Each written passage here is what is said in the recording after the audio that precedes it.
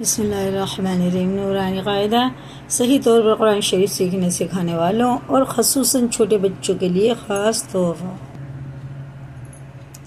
بسم اللہ الرحمن الرحیم۔ نورانی قاعدہ پیج نمبر 41، تختی نمبر 18۔ تشدید مع تشدید، تشدید کا سبب دھیان سے پڑھیں۔ عین لام زیر عل، لام یا ذلی، علی یا واپشیون، نون علیون۔ تشدید کا مطلب کیا ہوتا ہے؟ جس حرف پہ تشدید ہو اس کو دو بار پڑھا جاتا ہے۔ جیسے اس پہ تشدید ہے لام پہ، تو اس کو اس سے پہلے والے حرف سے ملا کے پڑھنا ہے۔ اس سے پہلے کیا ہے؟ عین ہے اور زیر کے ساتھ ہے، عین لام زیر عل۔ اب یہاں پہ بھی تشدید ہے تو کیسے پڑھیں گے؟ اب لام تو ایک ہی بار ہوا نا، عین لام زیر عل۔ اب لام کو یا سے ملا دیں گے، لام یا زیر لی، علی، دو بار لام ہو گیا۔ اب یا لام کو، یا پہ بھی تشدید ہے، اس سے پہلے لام تھا، ہم نے یا کو ملا دیا، یا سے ملا دیا۔ اب دیکھیں یا کو واو سے ملا دیں گے، دو بار لام ہوا، دو بار یا ہو جائے گا۔ عین لام زیر عل، لام یا زیر لی، علی یا واپشیون، نون زبرنا علیون۔ علیون نہیں پڑھا جائے گا، کیونکہ علیون پڑھ دیا نا تو الف ہو جائے گا۔ یہ ہے عین، حرف حلقی میں سے ہے یہ، علیون۔ کوشش کریں، علیون۔ یا زا زبر یز، زا کاف زبر زک، کاف کھڑا زبر کا، یزکا۔ اور یہ اس کا یا بالکل نہیں پڑھا جائے گا، لکھنے میں آیا، پڑھنے میں نہیں آئے گا۔ اور زا کو بھی سخت پڑھنا، اور یا سے ملانا زا کو، پھر زا کو کاف سے ملانا، کاف کو پھر ایک بار اور پڑھنا، ٹھیک ہے نا۔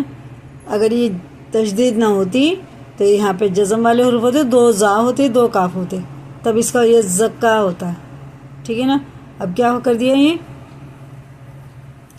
یہ دو ڈبل ہو جاتا ہے، تشدید سے حروف ڈبل ہو جاتا ہے۔ یا زال زبر یا، زال زبر یہ دال باریک پڑھیں گے، یہ زا سخت، زال کاف زبر زک، یزک کاف زبر کا، واپس رو، یذکرو۔ اب دیکھیں زال پہ شد ہے تو اس سے پہلے یا ہے، یا کو زال میں ملایا، پھر اس کاف پہ بھی شد ہے تو اس زال کو کاف سے، کاف کو الگ سے پڑھا، پھر دوبارہ، سمجھ میں آ گیا؟ علیون، یزکا، یذکرو، یہ باریک ہے، اسے یذکرو نہیں پڑھیں گے، نہ یذکرو پڑھیں گے، یذکرو نہیں پڑھیں گے، ٹھیک ہے نا۔ زال زال ہے، باریک ہے بس، ان کی شکلیں بھی الگ ہیں، دونوں کو دیکھیں، یہ کس طرح کا، یہ کس طرح کا، ان کے مخرج بھی الگ ہی ہیں، ٹھیک ہے نا۔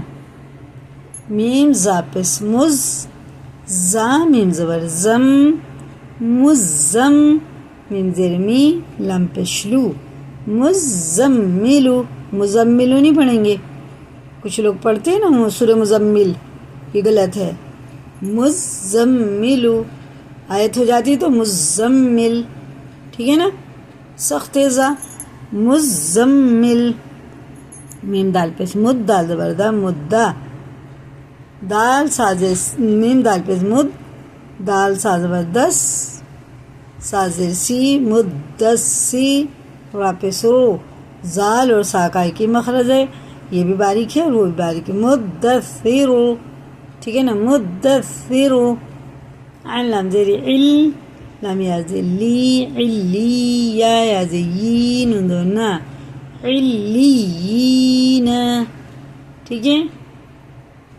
مزمل، مدثر، علیین۔ ایک بار اور بتا دیتی ہوں، علیون، یزکا، یذکر، راپور ہے، مزمل، مدثر، علیین۔ یہ ہے تختی نمبر 19، مد کا بیان۔ مد کا دیکھیں،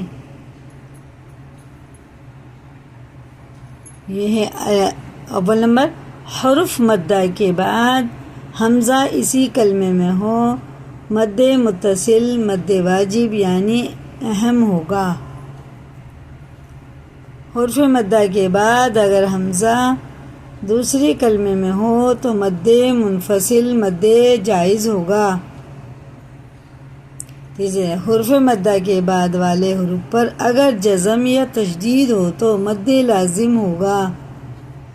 ایک الف سے زائد کھینچ کر پڑھنے کو مد کہتے ہیں. ٹھیک ہے نا. ایک الف کے بعد برابر دو حرکات ہوتا ہے اور مد جو ہوتا ہے وہ ایک الف سے زیادہ کھینچنے کو کہتے ہیں. چلیں ٹھیک ہے، اتنا ہی رہنے دو، بچوں کو بھاری لگ جائے گا نا. یہ بڑوں کے لیے تو آسان ہے لیکن بچوں کے لیے مشکل ہے. چلے اتنا ہی چھوڑ دیتے ہیں اس کو. اللہ تعالیٰ کہنے سننے سے زیادہ عمل کرنے کی توفیق عطا فرمائے. ہم سب کو صحیح معنوں میں قرآن پڑھنے والا بنائے. چلے کل اسے دوبارہ سے یہاں سے تک بتا دیں گے. بچے منع کریں، پریشان ہو. اللہ حافظ.